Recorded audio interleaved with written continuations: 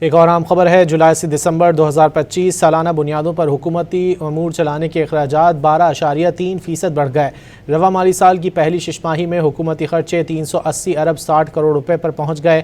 مزید جانیں گے ڈان نیوز کے نمائندے طاہر شیرانی سے۔ طاہر، مزید کیا معلوم ہو سکا؟ جی دیکھیں، اخراجات میں کمی کے دعووں اور کفایت شاری اقدامات کے باوجود وفاقی حکومت کے امور چلانے کا خرچہ بڑھ گیا ہے۔ وفاقی وزارتوں، ڈویژنز اور اداروں کے روزمرہ آپریشنل اخراجات، تنخواہوں اور انتظامی سمیت دیگر خرچوں پر مشتمل وفاقی حکومت کے امور چلانے کے اخراجات میں رواں مالی سال کی پہلی شش ماہی جولائی تا دسمبر 2025 کے دوران سالانہ بنیادوں پر 12.3% کا اضافہ ہوا ہے۔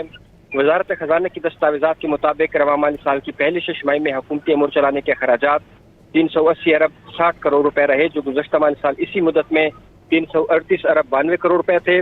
دستاویزات کے مطابق رواں مالی سال کی دوسری سہ-ماہی اکتوبر تا دسمبر 2025 کے دوران وفاقی حکومت کے امور چلانے کا خرچہ 219 ارب 42 کروڑ روپے رہا، جو رواں مالی سال کی پہلی سہ-ماہی جولائی تا ستمبر 2025 میں 161 ارب 18 کروڑ روپے تھا، یعنی رواں مالی سال کی دوسری سہ-ماہی میں پہلی سہ-ماہی کے مقابلے میں اخراجات میں اضافہ ہوا ہے۔